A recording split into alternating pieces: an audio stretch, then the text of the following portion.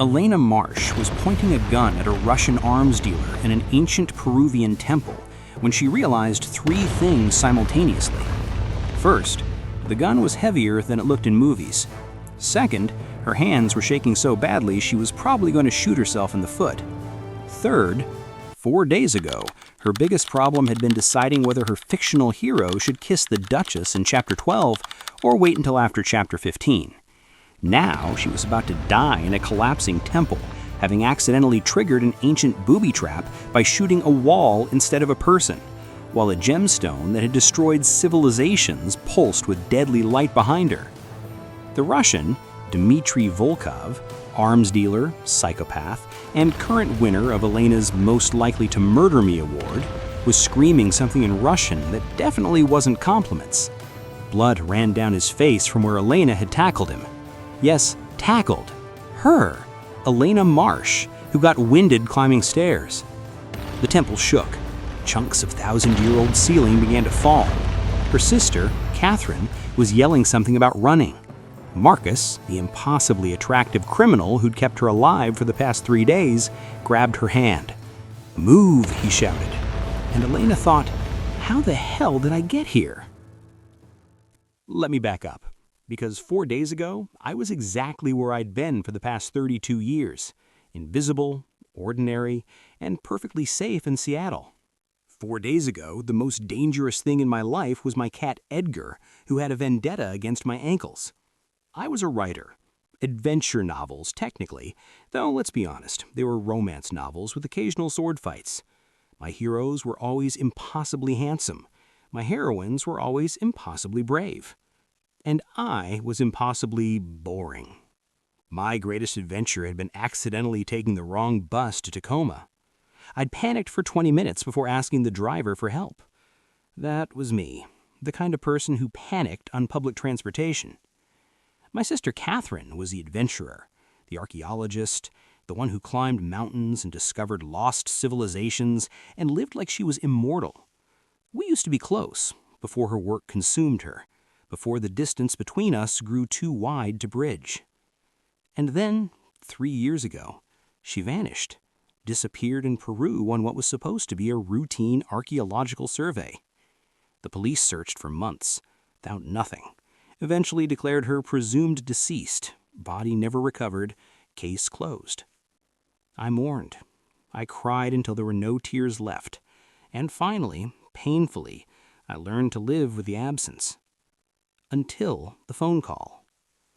It came at 11:47 p.m. on a Thursday night, interrupting the most dramatic moment of my evening, trying to decide if Rodrigo should kiss the Duchess in the rain or wait until after Chapter 15. My phone rang with an international number, and my first thought was, oh God, it's a scam. My second thought was, Peru doesn't have an IRS. My third thought was interrupted by a voice with a Russian accent that made my skin crawl. "Elena Marsh?" The voice was male, heavily accented, and far too menacing for a telemarketer. "If this is about my car's extended warranty, your sister is alive." Elena dropped her laptop. It hit the floor with a crack that definitely voided the warranty. "What?" "Catherine Marsh, your sister. The archaeologist, the one who disappeared 3 years ago in Peru and was presumed dead. She's alive, and unless you do exactly what I say, she'll be dead for real this time." Elena's mind was racing. This had to be a scam, an elaborate, cruel scam. Catherine was dead. The police told her. The university told her. Even the Peruvian government sent a very official-looking letter with stamps and everything. "How do I know you're telling the truth?" A sound came through the phone. A scream. Female. And then Catherine's voice, unmistakable even after 3 years. "Ellie, whatever he tells you to do, don't!" The sound cut off. "Convinced?" he asked pleasantly, like they were discussing the weather. "Good. Now listen carefully. Tomorrow morning you will go to Pacific Northwest Bank on the 5th Avenue. Safety deposit box 847. Inside the journal. Follow the instructions in the journal. You have 72 hours to reach the coordinates listed. Come alone. Tell no one. end, Miss Marsh. Wear comfortable shoes. Where you're going, there are no Starbucks." The line deadened. Elena sat in the wreckage of her evening, laptop on the floor, tea spilled across her manuscript, and her cat Edgar looking at her with the judgmental expression cats reserve for humans having breakdowns, and thought, "This is it. This is how I die. Murdered in Peru because I tried to save my sister from a man who sounds like a Bond villain." Then she thought, "Wait, Catherine is alive?" Then she thought, "I need to pack." At 3 a.m., Elena was still awake, staring at her suitcase, trying to figure out what one packs for a rescue mission in the Peruvian Andes. Her research, 30 minutes of frantic Googling, suggested she needed hiking boots, water purification tablets, a first aid kit, sunscreen, and apparently something called a machete. Elena owned none of these things. She owned 3 copies of Pride and Prejudice, a collection of scented candles, and a yoga mat she used exactly once. She packed yoga pants, her good sneakers, and a rape whistle her mother had given her in college. Then she added a travel-sized bottle of hand sanitizer, because if she was going to die in the jungle, she'd at least die with clean hands. The bank opened at 6 a.m. Elena was there at 5:45, looking like someone who'd been awake all night, because she had been. The security guard took one look at her. Wild hair, mismatched clothes, the desperate energy of someone about to make a terrible decision, and asked if she needed help. "I'm fine," Elena said, too loudly. "Just accessing my safety deposit box. Completely normal. Nothing suspicious." The guard looked unconvinced, but let her through. Box 847 contained a leather journal that smelled like Catherine. Tobacco, coffee, and that expensive perfume she always wore. Elena's hands shook as she opened it. Catherine's handwriting filled every page, mixing archaeological notes with personal observations and what looked like a treasure map. The first page had a note. "Ellie, if you're reading this, I've screwed up spectacularly. The Scarlet Emerald is real. The man holding me is Dmitry Volkov, and he's absolutely insane. Go to Huaraz, Peru. Find Marcus Reeves at the bar with no name on Calle Sucre, and tell him I sent you. And Ellie, I know you're terrified right now. I know you can't do this, but you are the bravest person I know. You just don't know it yet. P.S. Marcus is attractive, but don't sleep with him until after we destroy the emerald. Stay focused. Love you, C." Elena stared at the postscript. Even facing death, Catherine was still trying to manage her love life. Some things never changed. By 6 p.m. that same day, Elena was on a flight to Lima, sitting in economy between a man who snored like a chainsaw and a woman traveling with 3 chickens in a carrier. Yes, chickens, on a plane. Elena didn't ask. She spent the flight reading Catherine's journal and having a quiet panic attack. The journal was insane, literally insane. It talked about ancient civilizations, meteor impacts, gemstones that glowed with their own light, and temples that killed everyone who entered them. It read like a rejected Indiana Jones script. And Elena was flying toward it, voluntarily. When the plane hit turbulence over the Andes, and the oxygen masks dropped and everyone screamed, Elena had a moment of clarity. She was going to die. Not in Peru, right here on this plane, between a man who snored like a chainsaw and 3 chickens. But the plane didn't crash. It landed safely in Lima, and Elena stumbled out into humidity that felt like being slapped with a wet towel. Welcome to Peru. The bus to Huaraz was an 8-hour journey through her worst nightmares. The vehicle looked like it had been assembled from spare parts and prayers. The road clung to mountainsides with the conviction of someone who'd given up on safety regulations. And every time they rounded a curve, Elena could see straight down into valleys that went down forever. She spent the entire trip with her eyes closed, clutching the journal, quietly promising God that if she survived this, she'd never complain about Seattle traffic again. A child sitting behind her kept kicking her seat. When Elena finally turned around to politely ask him to stop, the kid looked her dead in the eye and said, "You're going to die in the jungle." Elena turned back around. She did not ask how he knew. She didn't want to know. Huaraz appeared as the sun was setting, and Elena had never been so happy to see civilization. The town was beautiful. Colonial architecture, snow-capped mountains, the smell of grilled meat from street vendors. Under different circumstances, she might have enjoyed it.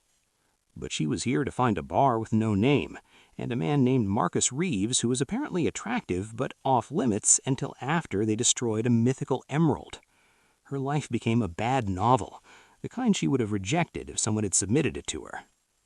Calle Sucre was a narrow street where the pavement gave way to dirt, and the streetlights worked only when they felt like it. The bar was exactly as Catherine had described. No sign, no indication of what it was, just music drifting through a door and the universal smell of questionable decisions. Elena stood outside, gathering courage. She could turn around, go back to Lima, fly home, call the police and let them handle this. That would be the smart thing to do. But Catherine was in there somewhere, in the darkness, waiting, and Elena had come too far to quit now. She pushed open the door and stepped into a room full of smoke, shadows, and men who looked like they ate tourists for breakfast. A woman was singing along to a jukebox, her voice rough with years and cigarettes. Someone was playing cards. Someone else was sharpening a very large knife. Elena approached the bartender, a man who looked like he'd been old when the mountains were young. "I'm looking for Marcus Reeves." The bartender studied her like she was an interesting species of bug. "No está." "Please, it's about Catherine Marsh. I need—" "He said you're not here," a voice said from the corner, American accent, amused. "Which means you should leave, before something unfortunate happens to you." Elena turned. In the shadows sat a man who matched Catherine's description perfectly. Dark hair going gray, weathered skin, eyes like slate. He was looking at her with the expression of someone watching a comedy show. "You must be Marcus Reeves. And you must be the little sister. Catherine said you were timid. She didn't mention you were suicidal." He gestured to the empty chair across from him. "Sit down before someone mistakes you for easy prey." Elena sat, clutching her purse like a shield. Up close, she could see Catherine had been right about one thing. He was attractive, in a dangerous, probably has a criminal record kind of way. "I need your help. Catherine is being held by Dmitry Vogov, yes, I know.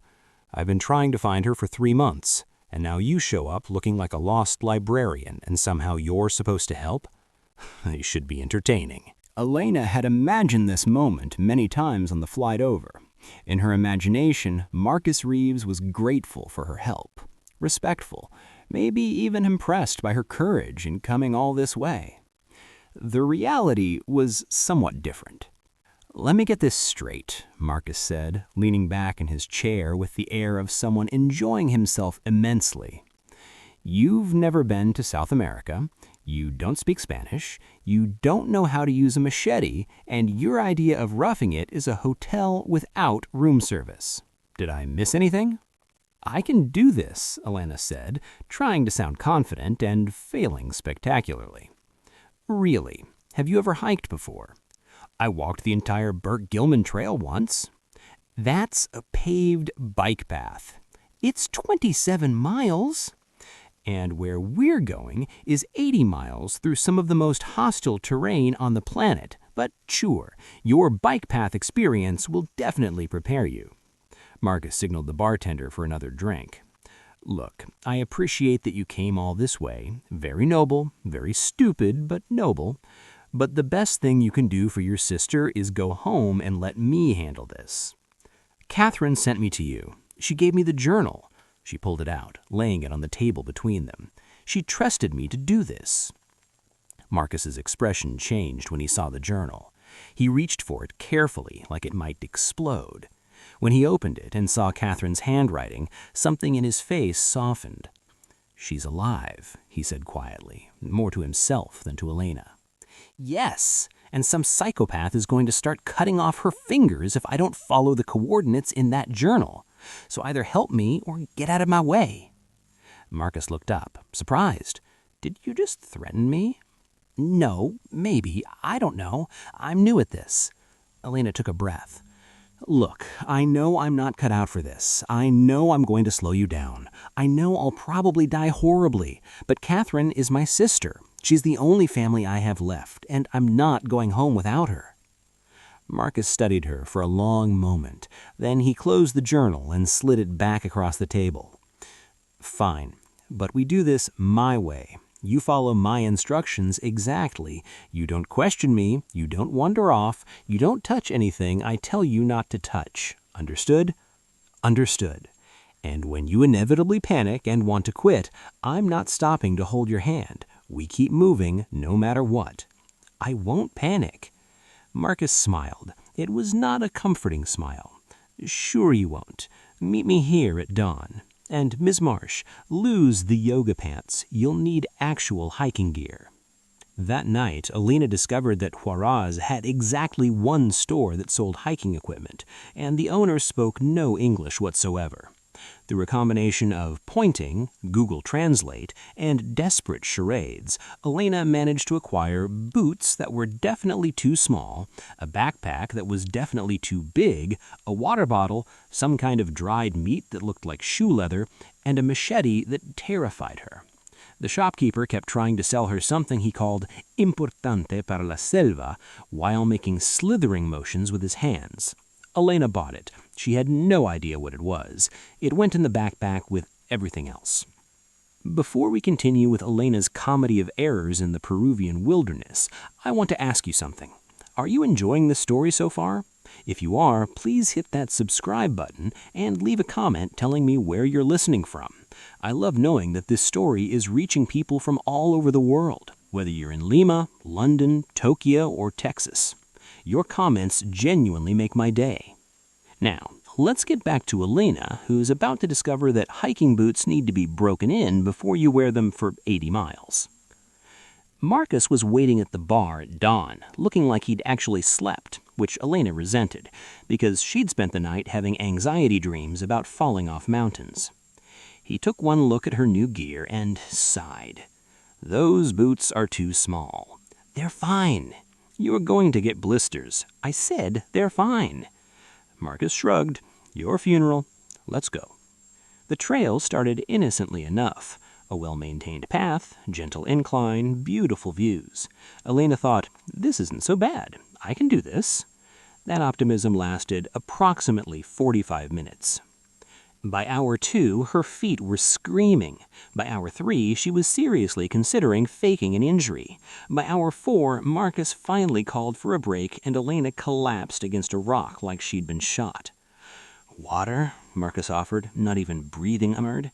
"How are you not dying?" "Practice. Also, I'm wearing boots that fit." He was eating something that looked like beef jerky while studying the journal. "According to Catherine's notes, we need to veer off trail soon. The temple is deep in the cloud forest and there's no marked path. From here on out, it gets harder." "Harder than this?" "Much harder." Elena whimpered. They continued climbing. Marcus was right, it got worse. Much worse. The trail disappeared entirely, replaced with jungle so thick Elena couldn't see more than a few feet ahead. Vines grabbed at her clothes, branches slapped her face. Something that looked like a very large spider dropped onto her shoulder, and she screamed so loudly that birds a mile away probably had heart attacks. Marcus turned around, machete in hand, ready for danger. "What? What is it?" "Spider." Elena was doing a dance that would have been funny if she wasn't so genuinely terrified. "Big spider. It touched me." Marcus looked at her, looked at the tiny spider now scurrying away into the undergrowth, looked back at her. "That's not even poisonous." "It was on me." "City people," Marcus muttered, turning back to the trail. "I'm hiking through the Andes with someone who's afraid of spiders. I'm not afraid of spiders in general, just the ones that drop on me from trees." "Then you're going to love what's coming next." He was right. Over the next few hours, Elena encountered 3 more spiders, a snake that Marcus assured her was mostly harmless, something he called a bullet ant that he warned her not to touch under any circumstances, and a monkey that stole her water bottle while she was distracted by the bullet ant. "Your jungle sucks," Elena yelled at the monkey, who was now 20 feet up a tree drinking her water. "Technically, it's not a jungle, it's a cloud forest." "I don't care what it's called. That monkey stole my water." Marcus sighed, pulled out a spare bottle, and handed it to her. "Here, and stop yelling. You're scaring the wildlife. Good, they should be scared of me. Despite everything, the blisters, the bugs, the monkey theft, they made decent progress. Marcus grudgingly admitted that Elena was tougher than she looked. She grudgingly admitted that maybe Marcus knew what he was doing. That night, they made camp in a clearing that Marcus swore was safe from most predators. Elena chose not to ask what predators weren't included in most. Marcus built a fire with impressive efficiency, while Elena attempted to set up her tent. It took her 20 minutes and resulted in something that looked less like shelter and more like modern art. "Need help?" Marcus asked, not even trying to hide his amusement. "I've got it." "That's not structurally sound." "It's fine. It's going to collapse the moment you get inside." "I said it's—" The tent collapsed. Elena stared at it. "Fine." Marcus rebuilt her tent under 3 minutes. Elena pretended not to be both grateful and annoyed. They ate dinner, more of that shoe leather meat and something Marcus called trail mix that tasted like punishment, and sat in companionable silence, watching the fire. "Your sister talked about you a lot," Marcus said. "Said you were a writer. Romance novels, right?" "Adventure novels," Elena corrected defensively. "With romance. Some romance, as a subplot. The main plot is adventure." "Mm-hmm." Marcus poked the fire with a stick. "She said you were talented. She said you could write anything, but were too scared to try." Elena bristled. "I'm not scared. I'm cautious." "Right, cautious. That's why you flew to Peru to rescue your sister from a Russian psychopath. Very cautious behavior." "That's different." "How?" Elena thought about it. "Because Catherine needed me. My writing doesn't need anyone." "Maybe it does. Maybe it needs you to believe in it the way you believe in your sister." Marcus stretched and stood. "Get some sleep. Tomorrow we enter the cloud forest properly. It's going to make today look easy." "You keep saying that. How much worse can it get?" Marcus smiled, that not comforting smile again. "You'll see." Spoiler alert, it got much worse. Elena woke up to something breathing on her face. She opened her eyes slowly, terrified of what she'd find. It was a llama. A llama was breathing on her face, through her tent, which had apparently unzipped itself in the night. "Marcus!" she shrieked. He appeared instantly, machete drawn, ready for battle. Then he saw the llama and started laughing. Actually laughing, bent over, tears in his eyes laughing. "It's not funny." "It's extremely funny," Marcus gasped between laughs. "Your face, when you saw—" The llama, apparently offended by all the noise, spat at Elena, a direct hit, right on her shoulder. Then it wandered off, dignity intact, leaving Elena covered in llama spit and existential despair. "I hate Peru," she announced. Peru doesn't care. After cleaning herself with approximately half their water supply, they resumed hiking. The cloud forest lived up to its name. Mist so thick, Elena couldn't see Marcus when he was more than 10 feet ahead. Everything was wet. Everything was slippery. And everything seemed designed to make her miserable. "Watch your step," Marcus called back. "The trail gets steep here." "How can you tell? We're literally inside a cloud." "Experience." Elena took another step and immediately slipped on moss, sliding down an embankment and landing in mud that was probably not just mud. She lay there for a moment, staring up at the white sky, wondering if Catherine would understand if Elena just stayed in this mud forever. Marcus appeared above her, hand extended. "Need a lift?" "I'm fine." "You're lying in what I'm pretty sure is animal feces." Elena grabbed his hand. He pulled her up with surprising strength, steadying her when she wobbled. For a moment, they stood close enough that Elena could see the amusement in his eyes, the scar above her eyebrow, the way his mouth twitched like he was fighting another laugh. "Not a word," she warned. "I wasn't going to say anything." "You were thinking it." "Thinking isn't illegal." They continued, and Elena tried very hard to maintain some dignity despite being covered in mud and llama spit. It wasn't working. Around noon, they stopped for lunch. Marcus pulled out more of that terrible jerky, while Elena discovered that the mystery item the shopkeeper had sold her was actually bug spray. Very strong bug spray, the kind that probably violated several environmental regulations. "At least something is going right," she muttered, spraying herself liberally. That's when the rain started. Not normal rain, not even heavy rain. This was rain that had a personal vendetta against Elena specifically. Within seconds, she was soaked through. The trail turned into a river. Her backpack gained approximately 40 pounds of water weight.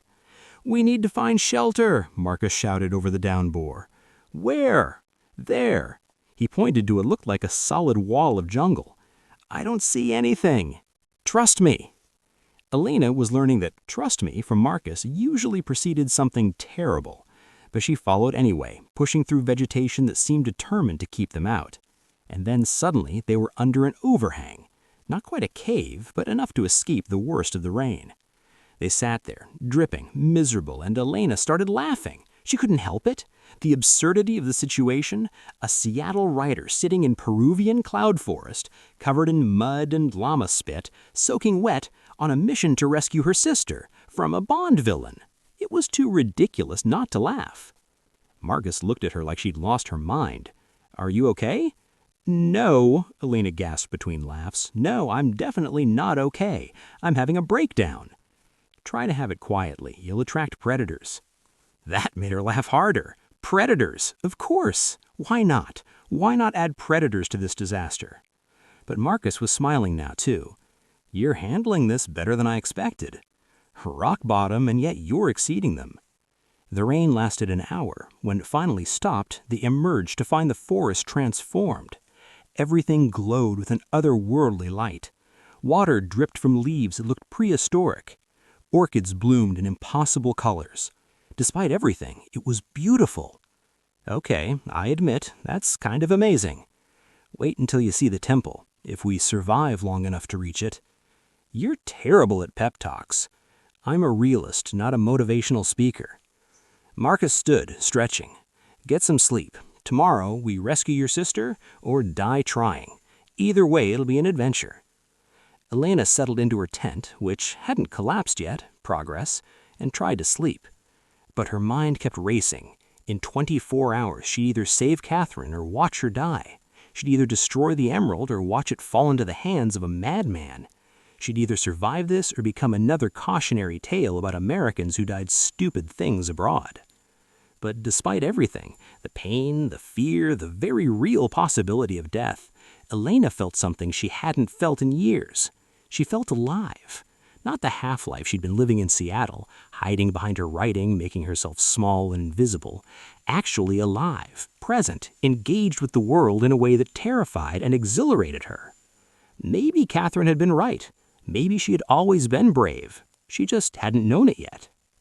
They reached the temple at noon the next day, and Elena's first thought was, "That's it?" The entrance was barely visible, covered in vines so thick it looked like a solid wall of vegetation. If Marcus hadn't pointed it out, Elena would have walked right past it, which she supposed was the point. Marcus pulled out his machete and started cutting through the vines. Beneath them, stone emerged, massive blocks fitted together with precision that seemed impossible without modern tools. And carved into the stone, barely visible under centuries of growth, was the symbol from Catherine's journal, the spiral.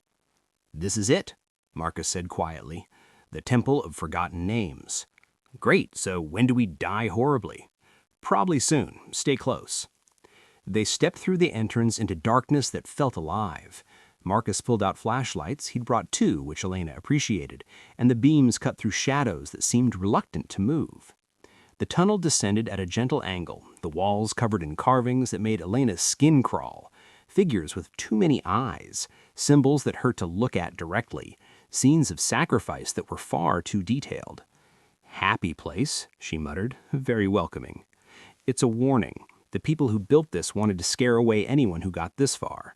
It's working." They walked deeper, their footsteps echoing off stone that swallowed sound. The temperature dropped, their breath misted in the flashlight beams, and Elena started to notice something odd. The carvings were changing, becoming more frantic, more desperate, like whoever made them was running out of time. "Marcus, do you see?" "Yeah, something happened here. Something bad." They found the first body about 20 minutes into the tunnel. Not a fresh body, this one was ancient, preserved by the cool, dry air. It lay against the wall in what looked like a peaceful position, except for the expression on its face. Pure terror frozen forever.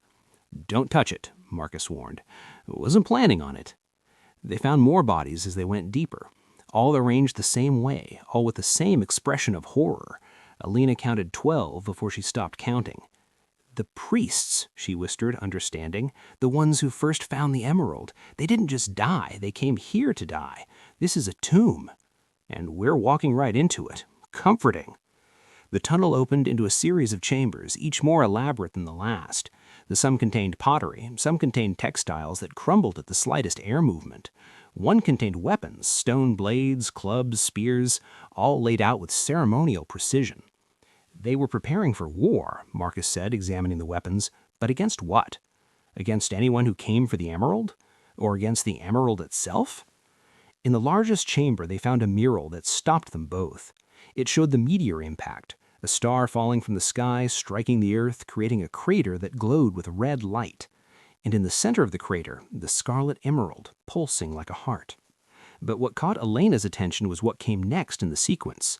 The mural showed people approaching the emerald, touching it, and then changing, their bodies twisting, their faces contorting, becoming something that wasn't quite human anymore. "Marcus, what if the emerald doesn't just kill people? What if it changes them?" "Then Volkov is even more dangerous than we thought."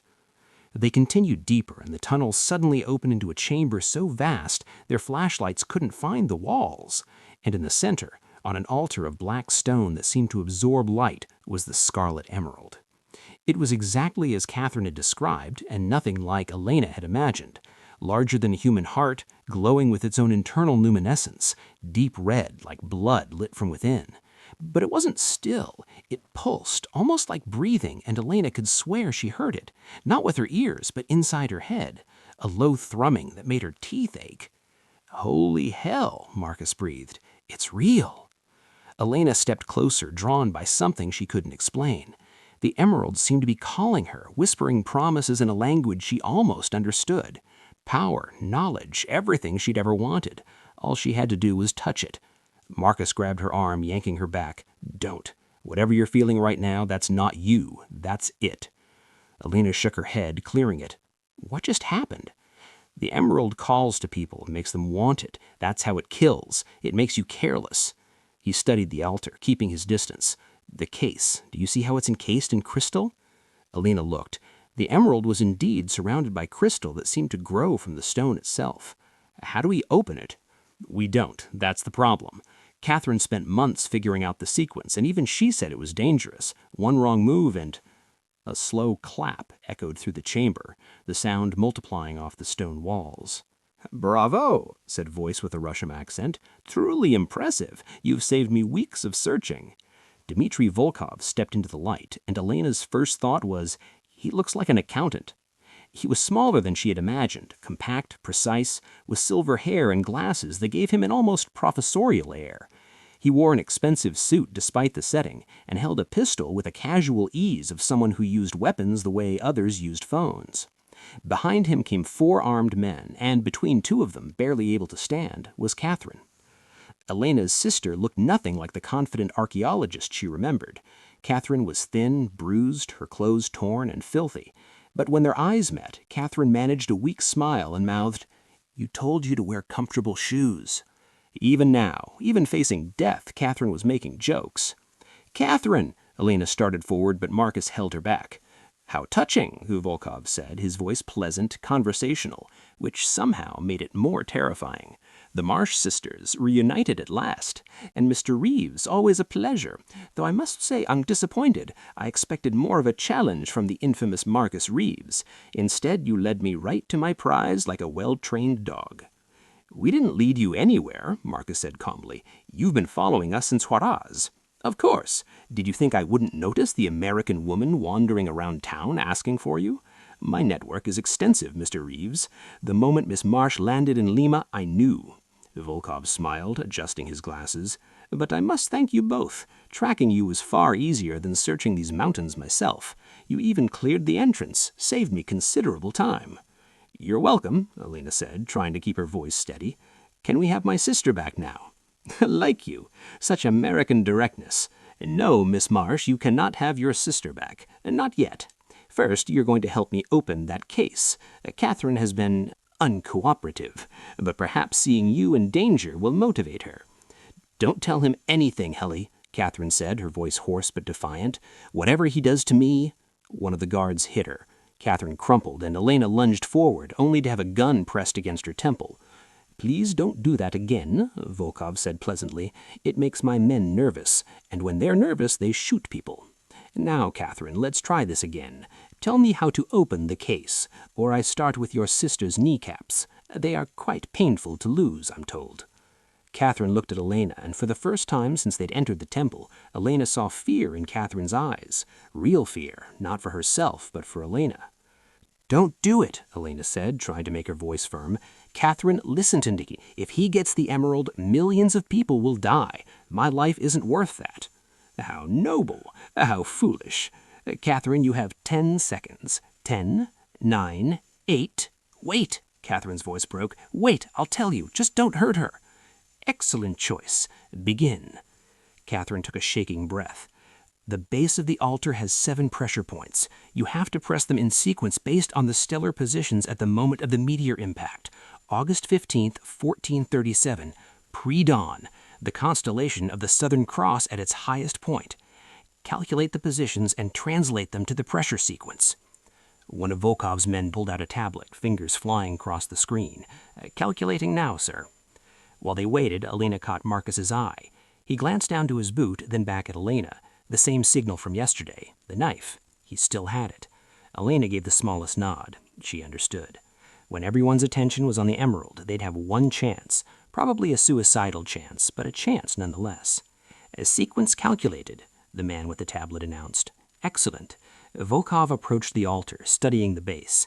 Elena could see them now. 7 small indentations in the stone, almost invisible.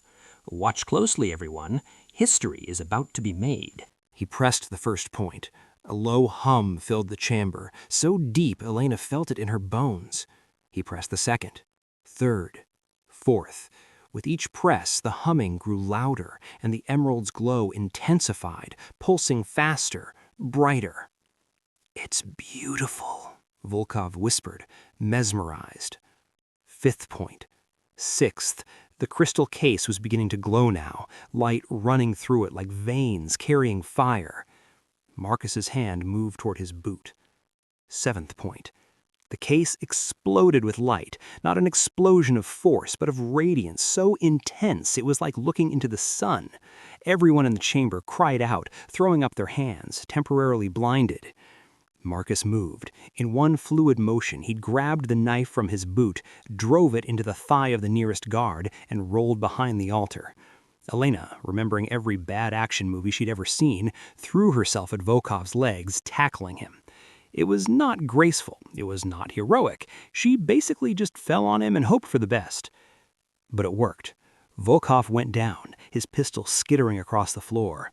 Elena scrambled after it, her hands closing on the grip just as one of the guards recovered his vision and turned toward her.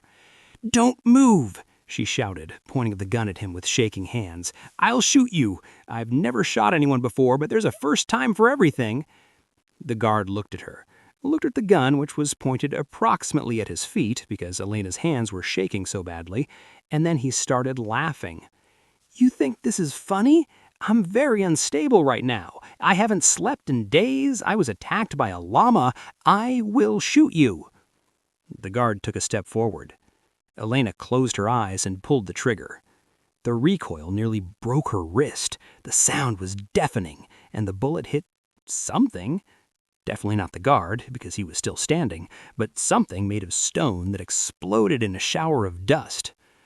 "Okay, points for trying," Marcus called from behind the altar, where he was fighting off 2 guards with a combination of the knife and what looked like improvised martial arts. "But maybe put the gun down before you kill us all." Catherine, meanwhile, had somehow gotten free of her remaining guard and was currently hitting him with a pottery shard. It was not effective, but it was enthusiastic.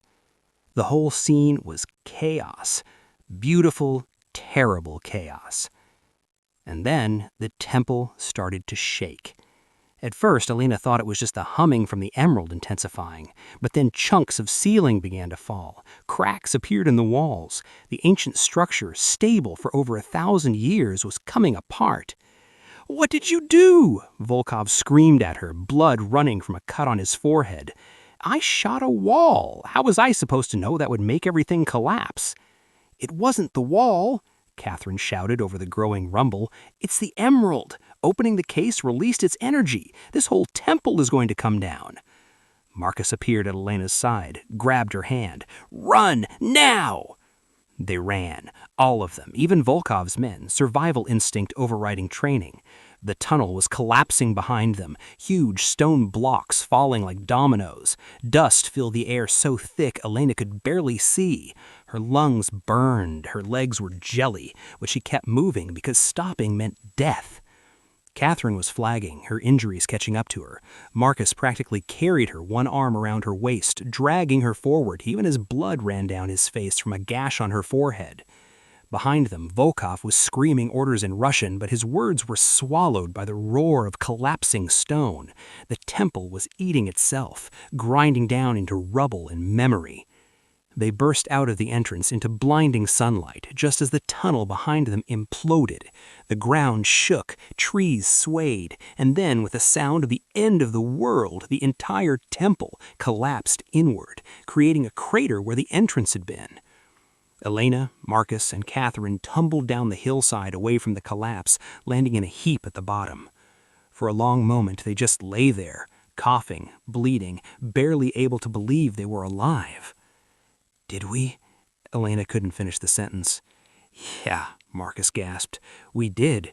We actually survived that. And Volkov? Marcus looked back at the destruction.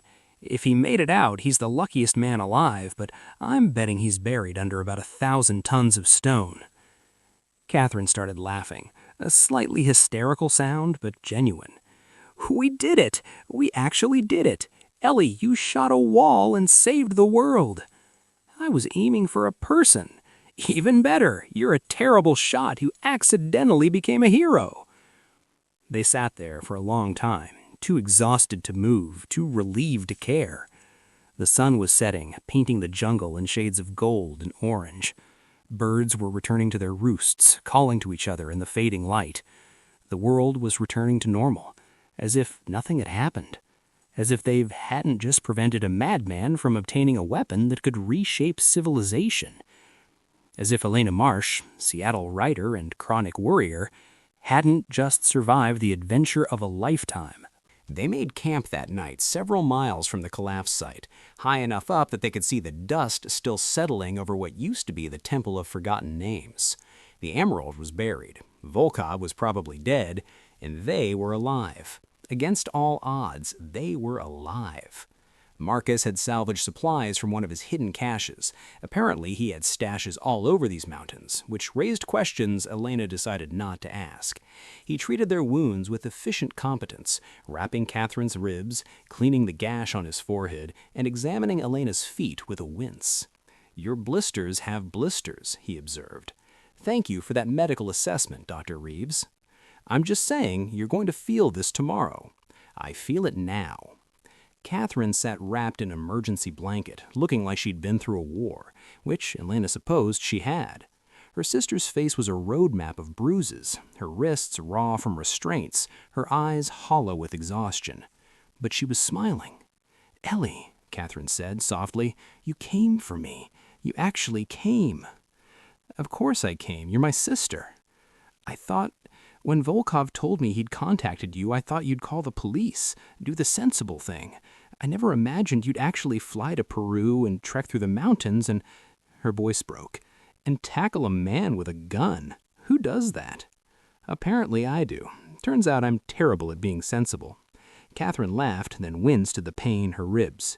I spent 3 months in that hellhole convinced I was going to die, convinced Volkov would kill me the moment he got what he wanted, and then you showed up covered in llama spit, complaining about spiders, and I thought your sister is insane. That you saved me. You actually saved me. We saved each other, Elena said. You left me the journal. You gave me Marcus. You made sure I had what I needed. I gave you a criminal and a map. You did the rest. Marcus returned with coffee, actual coffee, somehow brewed over the campfire, and passed out cups. It tasted like heaven, or maybe just not instant death, which was the same thing at this point. "So," he said, settling down with his own cup, "what now? We're 3 days from Huaraz on foot, assuming we don't run into any more psychotic Russians or collapsing temples. Catherine needs medical attention, and we all look like we lost a fight with a mountain." "We did lose a fight with a mountain," Elena pointed out. "The mountain just decided to let us live." "Generous of it." Catherine was quiet, staring into the fire. "The emerald is gone, really gone. Even if someone tried to dig it out, which would take years and millions of dollars, the radiation would kill them before they got close. It's over. Finally over." "What were you going to do with it if you'd found it first, before Volkov?" "Destroy it. Make sure no one could ever use it." Catherine smiled sadly. "I spent years hunting it. It was going to be my legacy, my great discovery. But some things aren't meant to be discovered. Some doors are meant to stay closed." "That's very wise for someone who spent 3 years trying to open those doors," Marcus said with a smile. "I had to learn the hard way. Turns out getting kidnapped and tortured by a Russian madman really clarifies your priorities." They drank their coffee in companionable silence, watching the fire burn down to coals. In the distance, a jaguar called. The jungle was alive around them, indifferent to their survival, uncaring about their small human drama. "Marcus," Catherine said eventually, "thank you for not giving up on me, for helping Ellie, for not being the selfish bastard I know you can be." "I'm still a selfish bastard. I just make exceptions for people who save my life." "And what about people who tackle Russian psychopaths for you?" Elena asked. Marcus looked at her, something unreadable in his eyes. "Jury's still out on that one." But he was smiling, a real smile, not the sardonic one he usually wore, and Elena felt something flutter in her chest that might have been attraction or might have been sleep deprivation. Hard to tell at this point. The next morning, they began the trek back to Huaraz. It was slow going. Catherine could barely walk, Elena's feet were a disaster, and even Marcus was limping from injuries he refused to discuss. But they moved, step by painful step, putting distance between themselves and the buried temple. On the second day, they ran into a group of hikers, actual tourists, with matching gear and cameras and absolutely no idea what they just walked past. The hikers took one look at them, battered, bloody, covered in dirt, and immediately offered help. "Are you okay?" a woman with a German accent asked. "Were you in an accident?" "Something like that," Marcus said smoothly. "We got caught in a landslide, lost most of our gear. Could you spare some water?" They could. They also insisted on sharing their satellite phone so Catherine could call for medical evacuation. Within hours, a helicopter was landing in a clearing, and paramedics were loading Catherine onto a stretcher. "Come with me," Catherine said, grabbing Elena's hand. "You need medical attention too." "I'm fine, just blisters." "Ellie, I'll be right behind you, I promise. There's just something I need to do first." Catherine looked at Marcus, then back at Elena. Understanding dawned on her face, followed by a smile. "Okay, but call me every day. And Ellie, thank you for everything." The helicopter lifted off, carrying Catherine towards safety, medical care, and probably a lot of awkward questions from authorities. Elena and Marcus watched it go, standing side by side in the clearing. "You didn't have to stay," Marcus said. "I know, but I wanted to." They walked the rest of the way to Huaraz together, taking 3 more days that should have taken 2, because they kept stopping to rest, to laugh at stupid things, to tell stories about their lives before all this madness. Elena learned that Marcus was a soldier before becoming a thief, that he'd grown up in Montana on a ranch, that his favorite food was, improbably, strawberry ice cream, that he'd read all her books, well, the ones that were available online, and thought they were not bad. "Not bad?" Elena demanded. "That's your literary criticism? Not bad?" "Okay, they're good. Happy?" "Getting there." Marcus learned that Elena had wanted to be a writer since she was 7, that she'd published her first story in a school magazine and been hooked ever since, that she was terrified of failure, which is why she'd never submitted her work to major publishers, that her favorite place in the world was a coffee shop in Pike Place Market, where she'd written her first complete novel.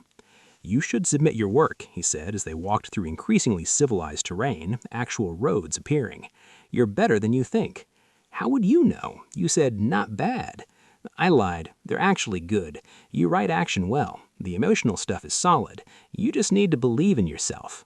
That's rich coming from a thief. Former thief. I'm retired, remember? Boring life from now on. You'd be terrible at boring. I'm willing to try.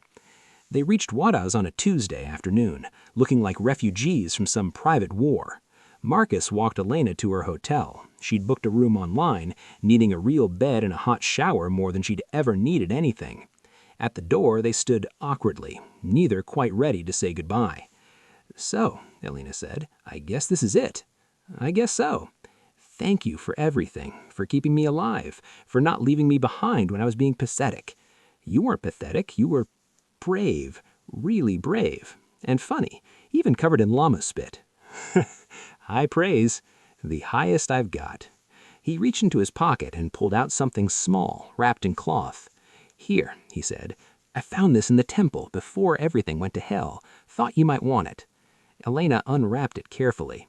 Inside was a small stone carving, a spiral, the same symbol from Catherine's journal. Ancient, beautiful, completely illegal to remove from an archaeological site. "Marcus, I can't." "You can. It's a reminder that you're braver than you think, that you can survive anything, that sometimes the adventure finds you." He smiled. "And that you have terrible aim with a pistol. I shot a wall and saved the world. Accidentally. Still counts."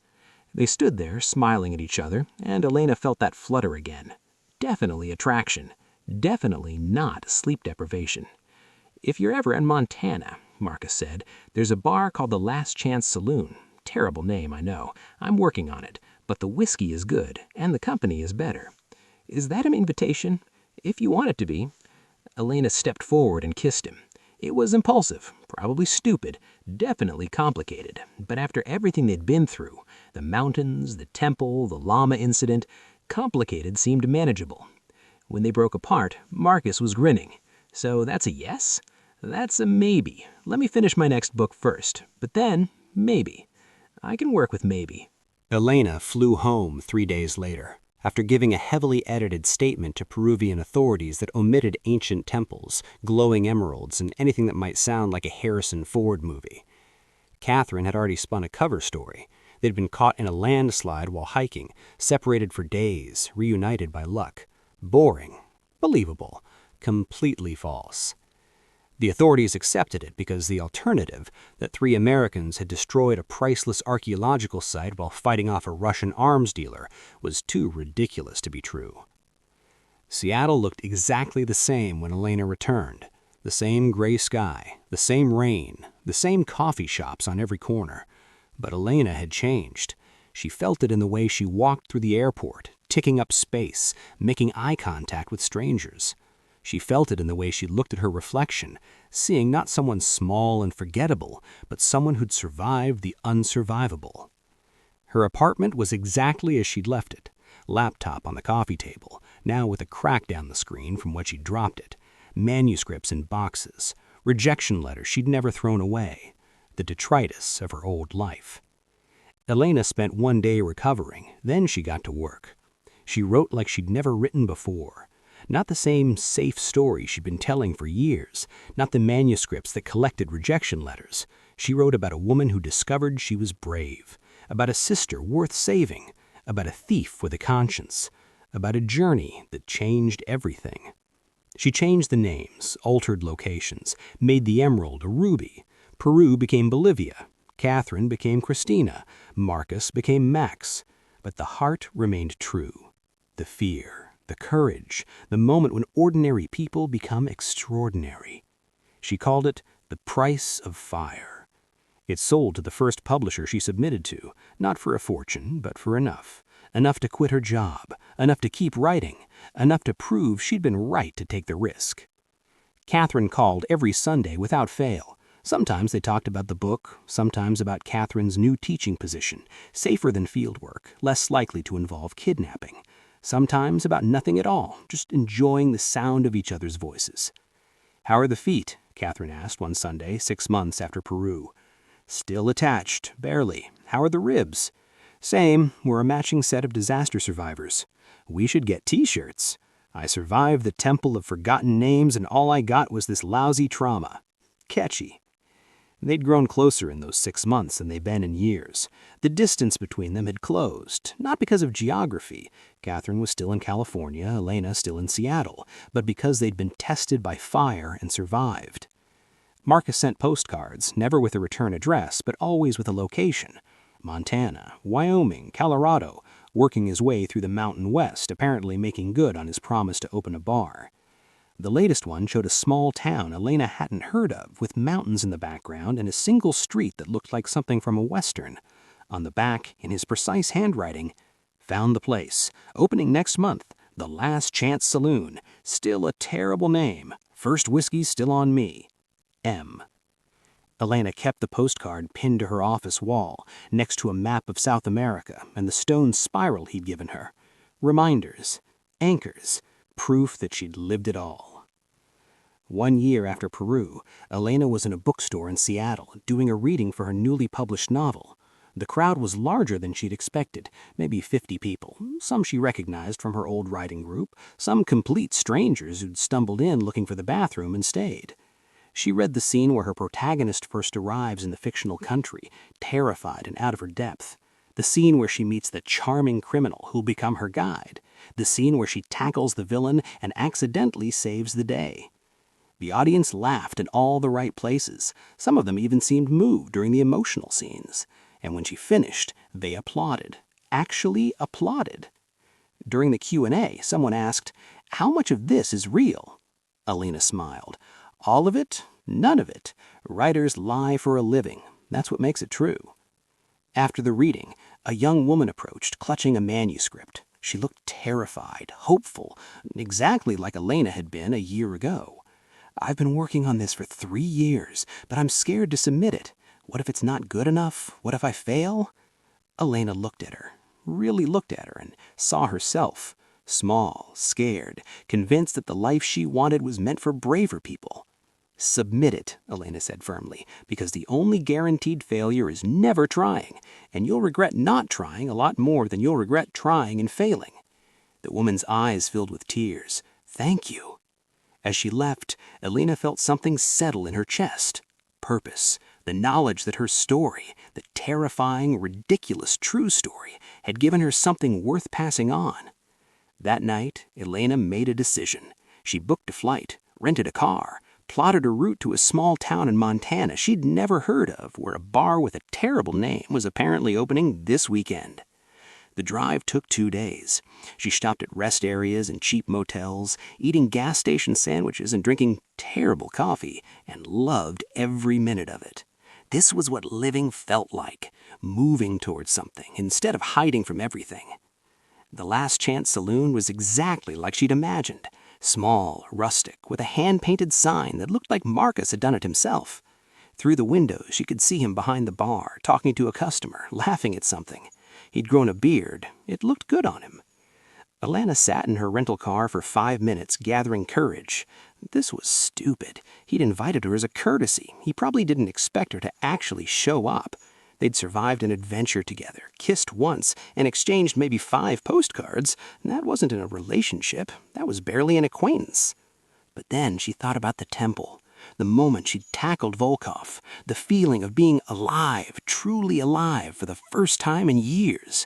She got out of the car and walked into the bar. Marcus looked up when the door opened. For a moment he just stared, like he couldn't quite believe she was real. Then his face split into a grin that made her stomach flip. "You came?" he said. "You invited me." "I know, but—" He came around the bar, moving towards her. "I didn't think you actually would." "Why not?" "Because I'm an ex-criminal running a bar in the middle of nowhere, and you're a successful novelist with your whole life ahead of you. Because it's been a year and people change. Because—" Elena kissed him. Right there, in front of the other 3 customers in the bar, she kissed him. When they broke apart, Marcus was laughing. "Okay, point made. I'm not here for a visit. I'm here to write my next book. And apparently this town has terrible internet, but great whiskey. Seemed like a good combination." "How long?" "As long as it takes. Could be months, could be longer." Marcus's smile got wider. "The room upstairs is available. Rent's cheap. The view is terrible, but the company is exceptional." "Exceptional? That's a big word for a bartender." "I've been reading, expanding my vocabulary, trying to impress this writer I know." "Is it working?" "You're here, aren't you?" They stood there grinning at each other like idiots, while the other customers watched with undisguised curiosity. Finally, one of them, an old man with a weather-beaten face, called out, "You gonna serve us or just stand there making eyes at your girlfriend?" "She's not my girlfriend," Marcus called back. "Yet," Elena added. "Yet," Marcus agreed. That night, sitting in the room above the bar that smelled of pine and leather and new beginnings, Elena opened her laptop and started writing. Not about adventures in Peru, not about temples and emeralds, but about something new, something true.